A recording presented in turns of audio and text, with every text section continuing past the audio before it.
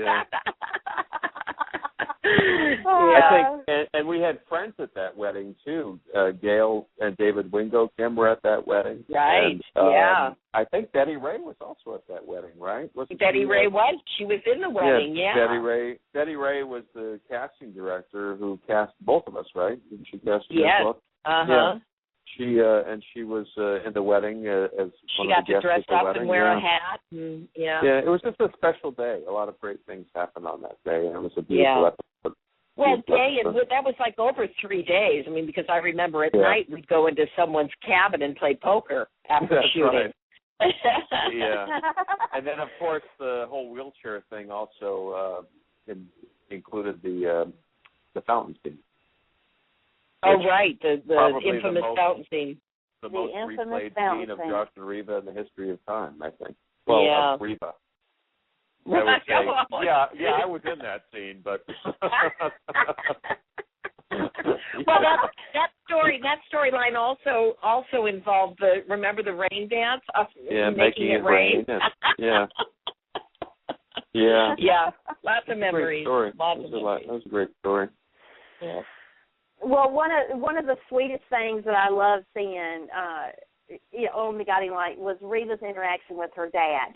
That to me was just always such a sweet scenes, and your mom and dad, the characters that played your mom and dad on there, they were phenomenal actors, but it was just always so. I mean, it was no wonder that Guiding Light was not only my favorite, but the favorite of many, many fans out there, because that sense of family from the Lewis family or the Bowers or the Spaldings. Yep. Well, the Spaldings were probably the most dysfunctional with Alan and being the catalyst, but there was just such a sweetness about your mom and dad.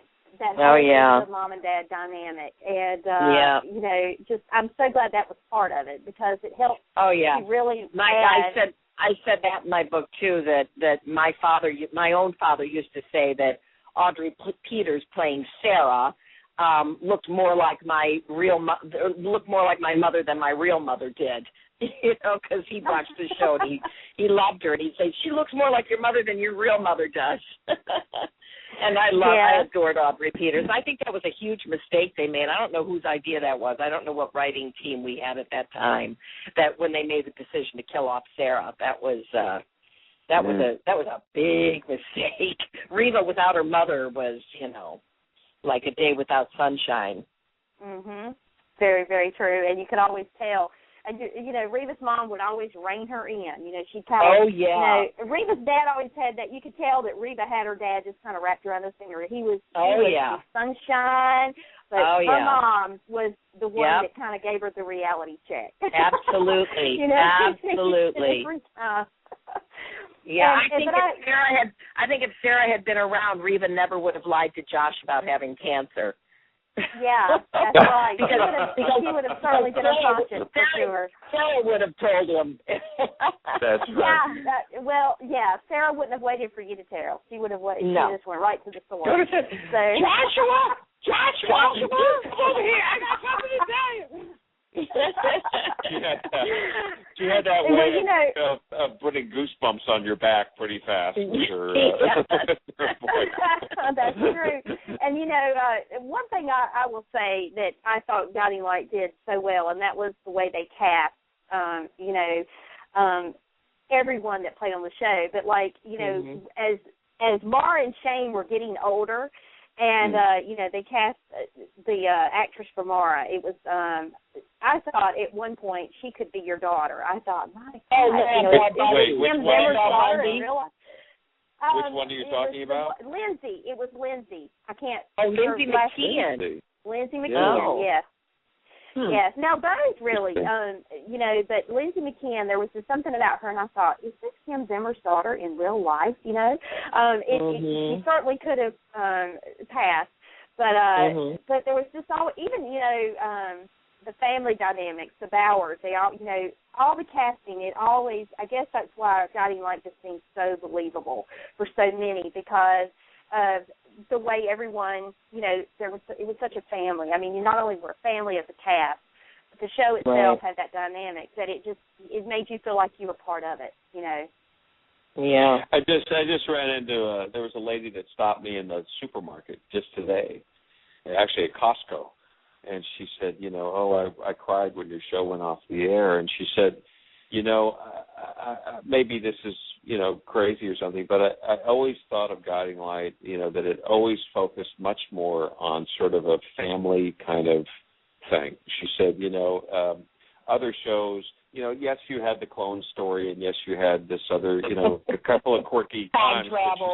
But she said it always seemed like it was about the relationships, about the dynamics between, a husband and wife, a father and a son, the mother and daughter. She said that to me was always the core of what that show did so well. And just a quick comment on your what you just said about casting. I mean, that really speaks a lot to. We really had some really good casting directors over the years. Definitely. Who spent a lot of time going to a lot of theater in New York and combing, not just New York, but L.A. and sometimes Houston or Chicago or other places to really find the right person for the right role. They found Brittany Snow in Florida. Yeah, and they found and Hayden Panettiere, and we've had a lot of really amazing people come through. And some go on to do other things, and some who just stayed and did what they did there and did it well. But to me, I don't think we had a lot of people on the show who looked like. Well, earlier we were talking about sort of mocking the genre of soap opera. I feel like we always had pretty real, honest-looking, true people on our show. Yeah. And people who were, and actors who were just good, skilled, good and skilled at what they do. Right. And it wasn't very often that we would have somebody come on and go, gee, I don't know if this is really going to work out, That was really few and far between. It's good people come through those doors. Yep. Well, we definitely want to be conscious of both of your time. So we've got a couple of calls on hold. Do you have time to take a couple of calls? Yes. I'm fine. Okay. All righty. Well, let's see. I don't have a show tonight, so I'm fine. Well, Kim does, and we don't want to hold her up too long. So no, I'm okay. I'm good till about midnight or so go ahead. Oh, okay, great. Okay, did everyone hear that? All right. No, the first call we have up is David. David, you're on with Robert and Kim. Hi, David. Hi, Robert. Hey, Kim. Hi, David. How are you? Good. How are you? I'm doing good. I miss you both on the air. Thank you. Thank you. And my where do you live? is, I'm in the upstate New York area. Okay, great. And my question to you is, for Kim, who do you think your biggest rival was for Josh? And Robert, who do you think the biggest rival for you was for Reva? Well, I'll answer immediately and say Annie Dutton. The wonderful Cynthia Watros was definitely Reva's biggest rival for Josh's love until that they would have been a very successful couple had I not decided to come back to the show. I think Annie and Josh would have been just fine if Reva hadn't come back to the show. as a ghost, no less. Yeah, exactly. For the first week, anyway. Right. For the first few days, and Robert? I've never really thought about it that way before. That's a really tough question. I mean, I think my first answer is HB. Yeah. Or Billy. I mean, I think that, when your father or your brother is, involved with your significant other, that's a big thing. I mean, I think Jeffrey was a rival in a different way, but I always kind of played it that Josh liked Jeffrey, that he got along with Jeffrey. It wasn't a battle. It was like he appreciated who he was, and in a weird way, I think Josh appreciated what Jeffrey brought to Reva's life that maybe he couldn't. And I think the other successful relationship that Reva had but you weren't in the picture then. Was with Kyle Sampson. Oh, I was Buzz. Oh, that was beautiful. No, you were around for that. But Josh, the weird thing with Josh was that I think he always liked the people that Reva was with. He liked Buzz. He liked Jeffrey. He liked Richard even. Whatever. Reva has good taste in men. I guess. You just have really bad taste in women. Wait, we're talking about Josh or Robert? No, our characters. I have to, Robert. I'm inclined to agree with Reva. Or maybe Josh was less threatened by other men with Reva than Reva was threatened by women with Josh. Oh, well, that could be.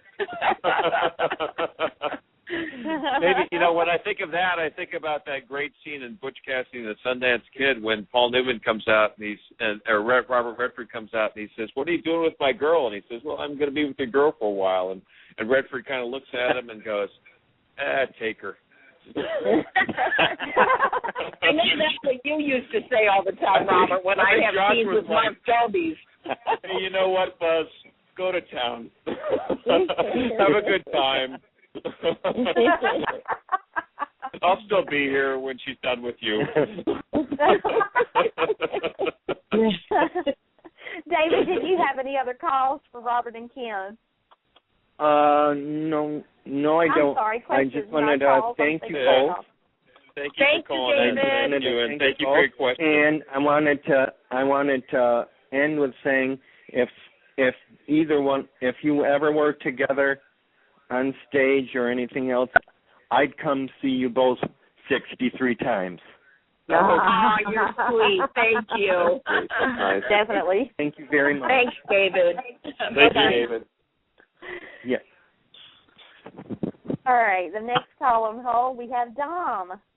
Dom, go ahead. You're with Robert and Kim. Good evening, everybody. Good evening, Ms. Zimmer, Mr. Newman. How are you doing this evening? Good. How are you? Doing very well, thank you. Yes, I always get nervous when I speak to anybody who was on Guiding Light because it was Guiding Light that made me a fan of soap operas. So, oh, wonderful. Good. Actually, specifically the relationship between Olivia and Natalia. That was what drew me in, and from there, I became a fan of everything else. This was, however, April 2009, so needless to say, I was a little late to the party. Yeah. My question, well, I do have a couple questions. I wanted to ask Kim a question. Minus a 5-year gap in between 1990 and 1995, you were on Guiding Light for a total of 26 years, and they put Reva Shane through the ringer. Right. Cloned, time traveled. You got amnesia. Thought you were an Amish woman. You were a princess. When you got these scripts and you saw what they were going to do to Reva, did you ever have this feeling of, oh dear God, what are they going to put me through this time? To be honest, no. I loved everything that they asked me to do because it was a challenge. I was challenged so much on that show, I can't even begin to tell you. And that's what actors love most, is to be challenged. We were asked to, Robert and I both, were asked to make unbelievable stories as believable to the fans as we possibly could. Mm-hmm. And I think most of the time we were successful. Because even with the clone story, people hated that story until the writers and the powers that be decided to kill her. And then the fans were mad that they were copping out on the story. The fans were just starting to like the clone, and then they killed her, and then the fans were pissed that they were killing the clone. So, yeah. I mean, it's pardon me? I was going to say, I was going to ask, what I was going to ask was, that ties into my next question. Was it difficult to play both Reva and the clone? For me or for her? Knowing Josh's eyes must have lit up at the concept. But my question for Tim was, I know. Because may have been a nice guy, but let's face facts here. Anyways, what was it like